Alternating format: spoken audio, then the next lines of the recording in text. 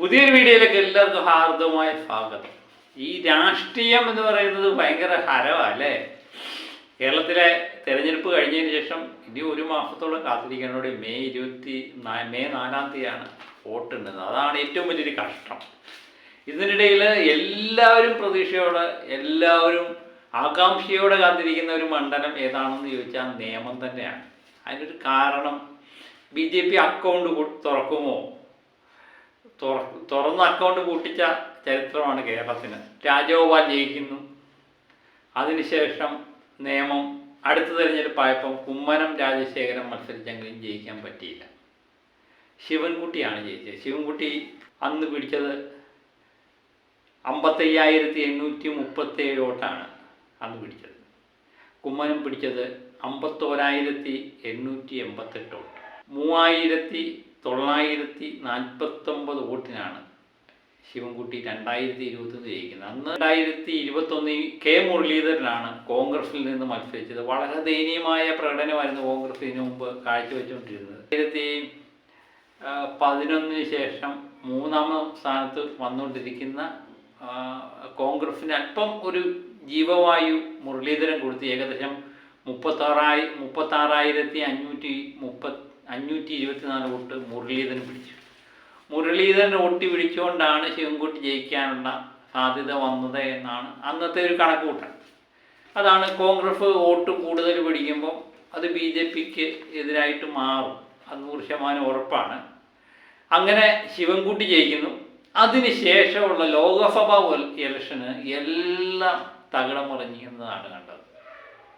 LDF 55,000 ചില്ലുവാന vote Sivankutty പിടിച്ചെങ്കിലും 2024 Lok Sabha election വന്നപ്പം 61,227 വോട്ട് പിടിച്ച് NDA 1-ാം സ്ഥാനത്ത്.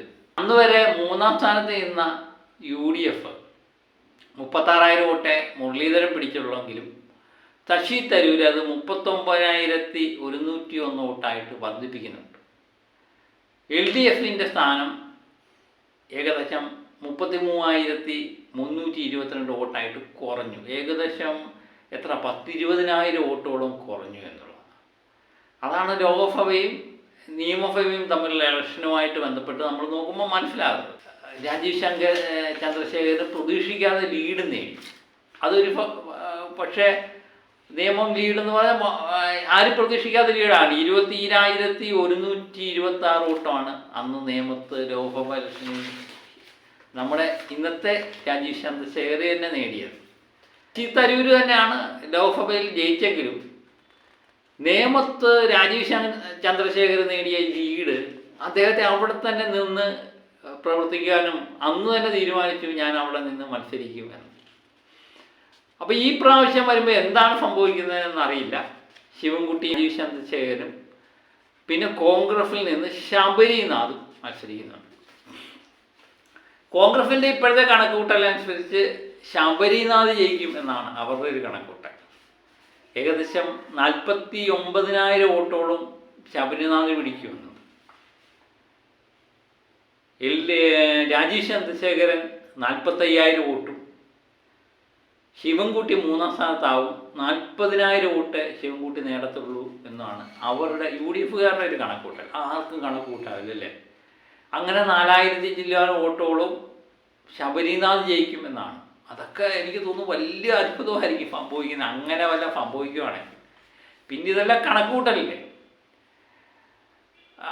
UDFന് ഈ ആത്മവിശ്വാസത്തിന് കാരണം എന്ന് പറയുന്നത് 30,000-ഓളം മുസ്ലിം വോട്ട് അവിടെ ഉണ്ട്. അത് കൃത്യമായിട്ട് ശിവൻകുട്ടിക്കായിരുന്നു പോയിക്കൊണ്ടിരുന്നത്. ഈ പ്രാവശ്യം ഭരണവിരുദ്ധ വികാരവും ഒക്കെ വരുമ്പം, അതുമല്ല ശബരിനാഥനെ പോലൊരു ചെറുപ്പക്കാരൻ മത്സരിക്കുമ്പോൾ ആ വോട്ടും 70%-ഓളം ശബരിനാഥിന് വരും എന്നാണ് അവരുടെ ഒരു കണക്കുകൂട്ടൽ. പിന്നെ മുസ്ലിം, നാടാർ, ക്രിസ്ത്യൻ വോട്ടുകളെല്ലാം UDFിലേക്ക് വരും എന്നുള്ളതാണ് കണക്കുകൂട്ടൽ. ഈ കണക്കുകൂട്ടലൊക്കെ സംഭവിക്കുകയാണെങ്കിൽ ഭയങ്കര രസമായിരിക്കും അല്ലേ? അതുപോലെ ഇന്നത്തെ ഈ പ്രാവശ്യത്തെ പോളിംഗ് നമ്മൾ നോക്കുമ്പോഴും അതും വളരെ രസകരമായിട്ട് തോന്നുന്നുണ്ട്. അതാണ് ഏറ്റവും വലിയ രസകരം. അത് ഏറ്റവും വലിയ ചേഞ്ച് ഉണ്ടാകാനുള്ള സാധ്യതയുള്ള ഒരു പോളിംഗ് തന്നെയാണ് ഇപ്പോൾ ഉണ്ടായിരിക്കുന്നത്. FIR വന്നതിന് ശേഷം 2,04,718 വോട്ടോളം അവിടെ ഉണ്ടായിരുന്നു ലോക്സഭ ഇലക്ഷൻ. ഏകദേശം 40,000-40,000 വോട്ടോളം 45,000 വോട്ടോളം വെട്ടിമാറി എന്നുള്ളതാണ്. ഇപ്പോഴത്തെ അവിടുത്തെ നിലവിലെ വോട്ടർമാരുടെ എണ്ണം എന്ന് പറയുന്നത് 1,71,178 വോട്ടേ ഉള്ളൂ പുതിയ ലിസ്റ്റ് പ്രകാരം. ഈ വെട്ടിമാറ്റിയ വോട്ട് ആരുടെയാണ് എന്നുള്ളൊരു ചോദ്യം ഉയർത്തുന്നുണ്ട്. അത് കൃത്യമായിട്ട് BJPയുടെ ആണ് എന്നാണ് മറ്റുള്ള കക്ഷികളൊക്കെ പറയുന്നത്. അത് ഒരുപക്ഷെ ശരിയാകാം. BJP ലോക്സഭയിലേക്ക് ഏറ്റവും കൂടുതൽ ജയിക്കാൻ സാധ്യതയുള്ള മത്സരമായ നേമത്തേക്ക് മിക്കവാറും എല്ലാവരും വോട്ട് മാറിയിട്ടുണ്ട് എന്ന് തന്നെയാണ് കണക്കുകളൊക്കെ സൂചിപ്പിക്കുന്നത്. അങ്ങനെ ഉണ്ടെങ്കിൽ ഇത് കൃത്യമായിട്ട് BJPക്ക് ഒരു അടി തന്നെയായിരിക്കും. ഇതിൻ്റെ കണക്കെടുത്ത് നോക്കുമ്പോൾ 1,71,178 വോട്ടിൽ 1,38,004 വോട്ട് മാത്രമേ ഈ പ്രാവശ്യം പോൾ ചെയ്തിട്ടുള്ളൂ. പിന്നെ ഈ തപാൽ വോട്ടുമൊക്കെ കാണുമ്പോൾ അതിൽ കൂടും. അങ്ങനെ 80.62% വോട്ട് അവിടെ പോൾ ചെയ്തിട്ടുണ്ട്. ശതമാനക്കണക്ക് പറയുമ്പം ഭയങ്കര പോളിങ്. കാരണം കഴിഞ്ഞ ലോക്സഭയിൽ 71 ഉള്ളൂ. ഈ പ്രാവശ്യം ഏകദേശം 10% കൂടിയിരിക്കുന്നു എന്നൊക്കെ പറയുമ്പോൾ ഭയങ്കര ആഹ്ലാദിക്കാൻ വകയൊന്നുമില്ല. കാരണം കഴിഞ്ഞ ലോക്സഭയിൽ ഏകദേശം 1,46,000 വോട്ട് 46,017 വോട്ട് ചെയ്തിടത്താണ് ഈ പ്രാവശ്യം 1,38,000 വോട്ട് ചെയ്തിരിക്കുന്നത്. അങ്ങനെ ഏകദേശം 8,000 വോട്ടിൻ്റെ വ്യത്യാസം വോട്ടിങ്ങിൻ്റെ എണ്ണത്തിൽ തന്നെ ഉണ്ടായിട്ടുണ്ട്, പോൾ ചെയ്ത വോട്ടിൻ്റെ എണ്ണത്തിൽ. പക്ഷേ ശതമാനക്കണക്ക് നോക്കുമ്പോൾ 80% ആയി എന്നുള്ളത്. അതുപോലെ തന്നെ പുതിയ വോട്ടർമാരുണ്ട്. അവരെങ്ങനെ ചിന്തിക്കുന്നു എന്നുള്ളത് വളരെ നിർണായകമാണ്. അങ്ങനെ നിയമം എല്ലാം കൊണ്ട് കൂടിക്കുഴഞ്ഞ് കിടക്കുകയാണ്. ആർക്ക് വേണമെങ്കിലും ജയിക്കാം. UDFനോ LDFനോ NDAക്കോ ഒക്കെ ജയിക്കാവുന്ന സാധ്യതയുള്ളൊരു മണ്ഡലം തന്നെയാണ് നിയമം. വർഷങ്ങൾക്ക് മുമ്പ് കരുണാകരൻ 2 മണ്ഡലങ്ങളിൽ ഒരു പ്രാവശ്യം മത്സരിച്ച മുഖ്യമന്ത്രിയായിട്ടതാണ്. നേമത്തും മാളയിലും അവിടെ 2ഇടത്തും വിജയിച്ചു എന്നുള്ളത്. അങ്ങനെയാണ് നിയമം ശ്രദ്ധിക്കപ്പെടുന്നത്. പിന്നെ രാജഗോപാൽ ജയിച്ചു കഴിഞ്ഞപ്പം അതൊരു കേരളത്തിൻ്റെ മൊത്തം ശ്രദ്ധ അങ്ങോട്ട് പോയി. ഈ പ്രാവശ്യവും കേരളത്തിലെ എല്ലാ വോട്ടർമാരുടെയും ഇലക്ഷൻ സമയത്തുള്ള ശ്രദ്ധ എന്ന് പറയുന്നത് നിയമത്തിൽ എന്ത് സംഭവിക്കുന്നു എന്നറിയാൻ വേണ്ടിയാണ്. ഇപ്പോഴും നമുക്ക് കൃത്യമായിട്ടുള്ള കണക്കുകൾ കിട്ടുന്നില്ല. എന്നാലും എൻ്റെ കണക്കുകൂട്ടലനുസരിച്ച് ഏകദേശം 4,000 വോട്ടിനടുത്ത് രാജീവ് ചന്ദ്രശേഖർ തന്നെ വിജയിച്ചു പോകാനുള്ള സാധ്യതയുണ്ട്. കാരണം അദ്ദേഹം കഴിഞ്ഞ ലോക്സഭ ഇലക്ഷന് 20,000 വോട്ടോളം നേടിയ ഒരു മണ്ഡലമാണ്. എത്ര കുറഞ്ഞാലും 15,000 വോട്ടിന് താഴെ അദ്ദേഹം നേടാനുള്ള സാധ്യത കാണുന്നുണ്ട്. ഭരണവിരുദ്ധ വികാരം ഉണ്ട് എന്നുള്ളൊരു സത്യം തന്നെയാണ്. പക്ഷേ അവിടെ എപ്പോഴും സംഭവിച്ചുകൊണ്ടിരിക്കുന്ന ഒരു കാര്യമുണ്ട്.